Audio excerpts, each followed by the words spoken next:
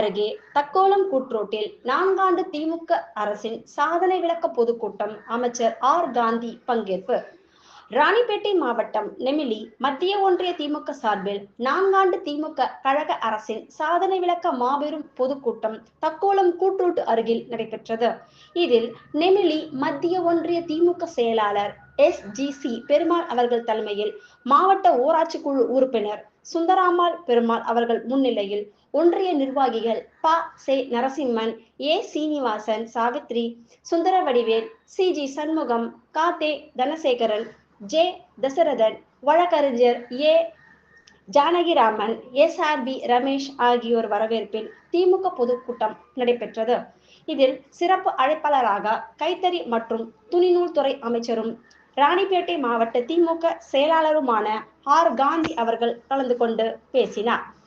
தலைமை கழக பேச்சாளர் நெல்லிக்குப்பம் V. ஆர்த்தி அவர்கள் கலந்து கொண்டு சிறப்பித்தார். இதில் மாவட்ட இளைஞர் அணி அமைப்பாளரும் ஆற்காடு சட்டமன்ற உறுப்பினருமான JL ஈஸ்வரப்பன், தக்கோலம் தலைவரும் பேரூராட்சி செயலாளருமான S. நாகராஜன், மாவட்ட இளைஞர் அணி துணை அமைப்பாளர் VS முரளி, வழக்கறிஞர் Y. பாபு மற்றும் திமுக கழக நிர்வாகிகள் கலந்து கொண்டனர். இறுதியாக மாவட்ட பிரதிநிதி K. சுரேஷ் நன்றி கூறினார். வளர்க தமிழ், இந்தியை விரட்டி தமிழ் நூலை புரட்டி திராவிடத்தை நிலைநாட்டி பகுத்தறிவை ஊட்டி வாழ்க தமிழ், வளர்க தமிழ், வளர்க திராவிடம் என்று சொல்லி வாய்ப்பளித்த அத்துணை உள்ளங்களுக்கும் நன்றி பாராட்டி விடைபெறுகிறேன். நன்றி, வணக்கம். தொடரட்டும் இது பல்லாண்டு. தளபதியின் பொற்கால ஆட்சியில் மாபெரும் பொதுக்கூட்டத்திற்கு முன்னிலை பொறுப்பில் வகித்திருக்கும் பி. சுந்தராமாள் பெருமாள் மாவட்ட ஊராட்சி உறுப்பினர்களே, ஒன்றிய கழகத்தின் நாயக தலைவர் அருமையண்ணன் பாசிய நரசிம்மன் அவர்களே, ஒன்றிய கழகத்தின் துணை செயலாளர் சீனிவாசன் அவர்களே, ஒன்றிய கழகத்தின் துணை செயலாளர் சாவித்திரி சுந்தரவடிவேல் அவர்களே, மாவட்ட பிரதிநிதிகள் CG சண்முகம் அவர்களே, கா.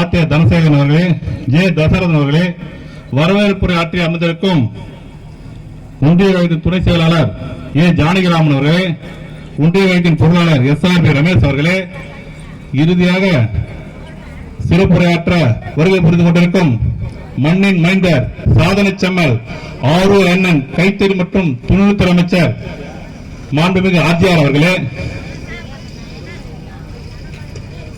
தலைமை கழகத்தின் பேச்சாளர் திருமதி V. ஆர்த்தி அவர்களே, ஆற்காடு சட்டமன்ற உறுப்பினர் JL ஈஸ்வரப்பன் அவர்களே, மாநில சுற்றுச்சூழல் அணியின் துணை செயலாளர் அண்ணன் R. வினோத் காந்தி அவர்களே, மாவட்ட ஒன்றிய கழக நிர்வாகிகளே, கிளை கழக செயலாளர்களே, பொதுமக்களே, என்னுடைய வணக்கத்தை தெரிவித்துக் கொள்கிறேன்.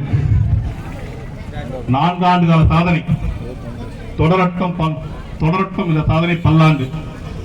என்னன்னு சொன்னால் தளபதி அவர்கள் ஆட்சி பொறுப்பேற்றதில் என்ன சூழ்நிலை உங்களுக்கு தெரியும். நம்ம சொன்னாங்க, இந்த 4 ஆண்டு கால எண்ணற்ற சாதனைகள்.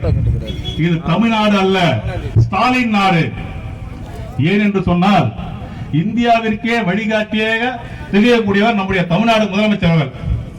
எந்த ஒரு திட்டமானாலும் சிந்தித்து செயல்பட்டு அருமையாக செயல்படுத்திக் கொண்டிருக்கிறார்.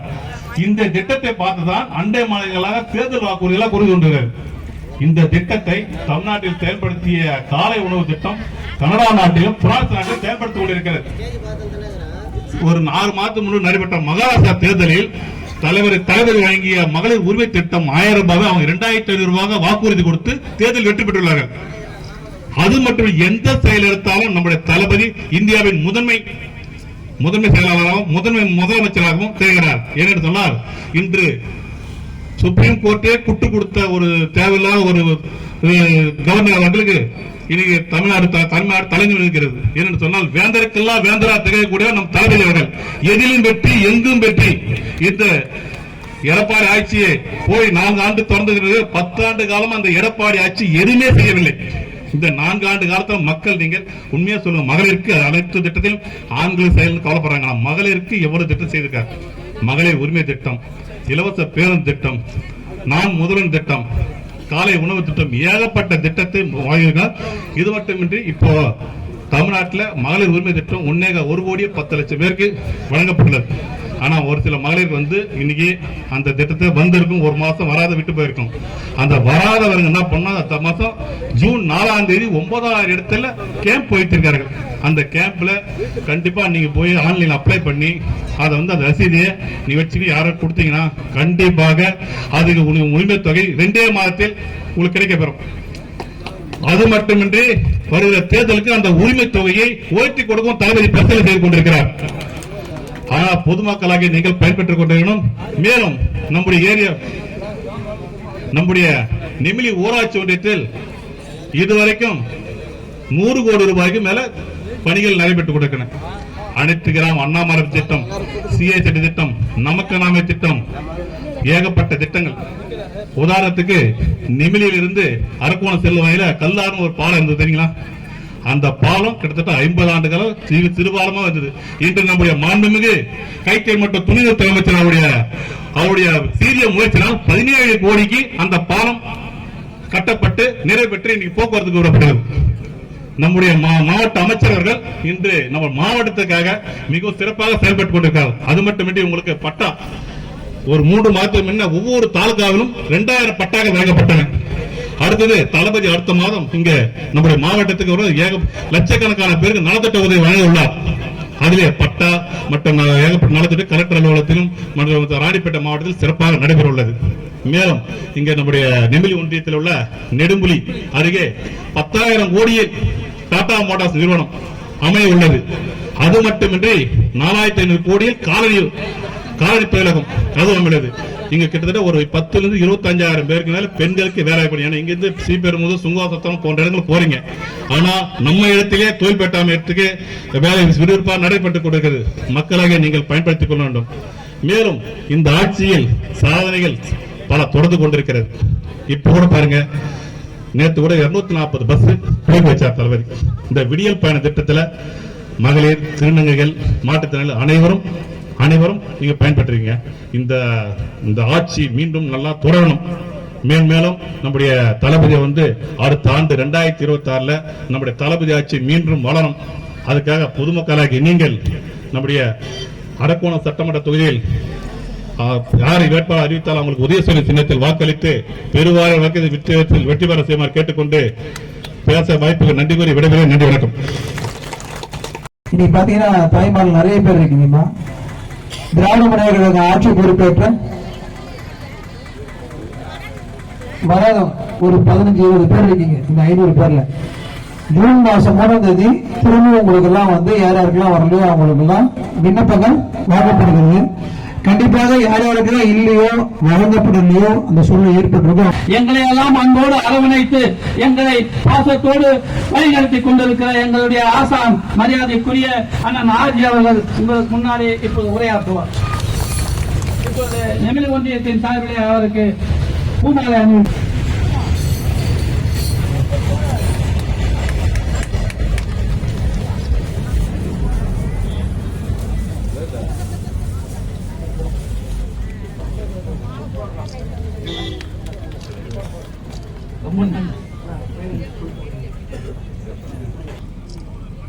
இந்த 4 வருஷத்துல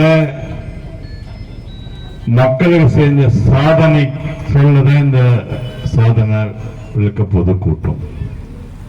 உங்களுக்கு தெரியும், இந்த 4 வருஷத்துல இந்தியாவே பாராட்டுற அளவுக்கு ஒரு முன்மாதிரியான முதலமைச்சர், மகத்தான திட்டங்கள். நமது ஆற்காடு எம்எல்ஏ சொன்னார்.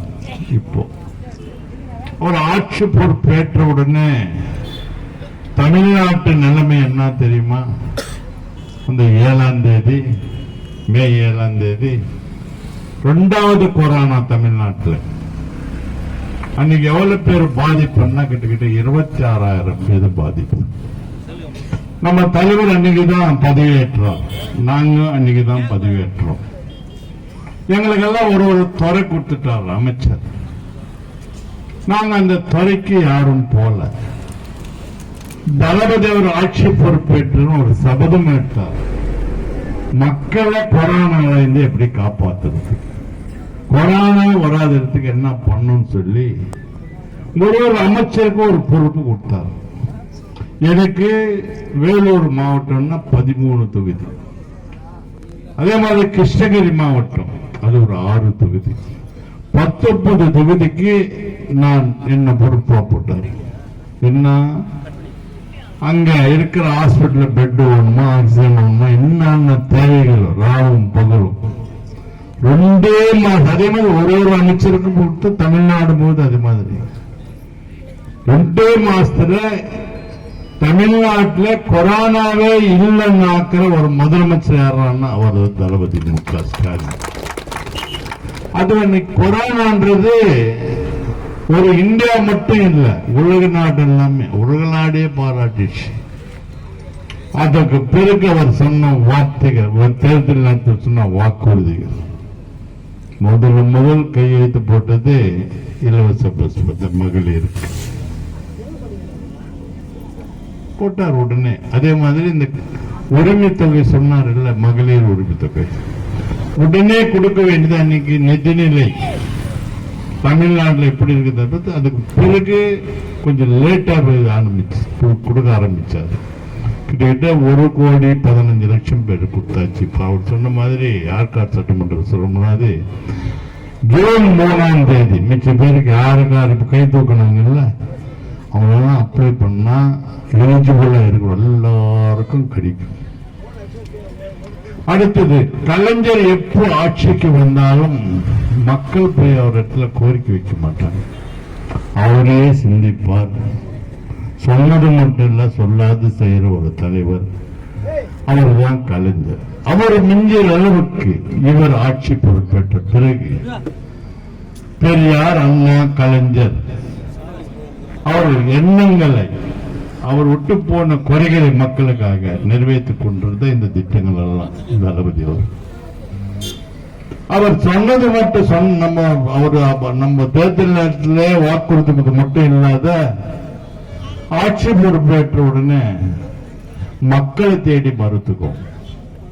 இது சாதாரண திட்டம் இல்ல, நீங்க நினைக்கலாம். டாக்டர் தேடி நம்ம போவோம், நம்மள தேடி டாக்டர் வீட்டுக்கு வந்து மாத்திரை கொடுத்துட்டு போவோம். இது ஆரம்பிச்சு ஒசூர்ல தான் ஆரம்பிச்சாரு, பக்கத்துல ஒரு கிராமத்துல. அப்ப நான் தான் பொறுப்பு அமைச்சாங்க. இன்னைக்கு 2,25,00,000 பேர் பயனடைகிறாங்க. அதனால இல்லம் தேடி கல்வி சாதாரண திட்டம், இதெல்லாம் சிந்தனை. கலைஞர் போல ஒரு சிந்தனை. உங்க உயிர் காக்கும் 48. இது என்ன ஒரு ஆக்சிடென்ட் ஆனா நம்ம இதுக்கு முன்ன எங்க போவோம்? ஆக்சிடென்ட் ஆனா கவர்மெண்ட் ஹாஸ்பிட்டல் போகணும், போலீஸ் ஸ்டேஷன்ல போய் எஃப்ஐஆர் போடணும், வந்த பிறகுதான் அவன் பார்ப்பான். ஆனா ஆக்சிடென்ட் ஆகும், நம்ம அந்த பக்கம் போவோம். அந்த அடிப்பட்டவனுக்கு பயம், நமக்கு எதுக்குதான் கூட எடுத்துன்னு போய் ஹாஸ்பிட்டல் சேர்த்து. சிலர் தான் மனசாட்சி போய் போய் சேர்ப்போம், சிலர் பார்க்காத மாதிரி போயிடுவாங்க. காரணம் என்ன தெரியுமா? கோர்ட்டு கூப்பிடுவான், இது கூப்பிடு, யாரா பதில் சொல்லி இருக்க முடியும் சொல்லி போயிடுவோம். இதெல்லாம் உணர்ந்து நம்ம தளபதி அவர்கள் எங்க ஆக்சிடென்ட் ஆகுதோ நீ கவர்மெண்ட் ஹாஸ்பிட்டலுக்கே போக தேவையில்லை, பக்கத்துல எந்த ஹாஸ்பிட்டல், பெரிய ஹாஸ்பிட்டல் இருந்தாலும் எங்க அட்மிட் ஆகிறோம். 48 மணி நேரத்துக்கு 2 லட்சம், 1 லட்சம் ரூபாய் இருந்தது, இப்ப 2 லட்சம் ரூபாய் கவர்மெண்ட் ஏத்துக்கும். அதுக்கு மேல காப்பீடு திட்டம் இருந்தது. அதெல்லாம் இது சாதாரண திட்டங்கள்ல இதெல்லாம்.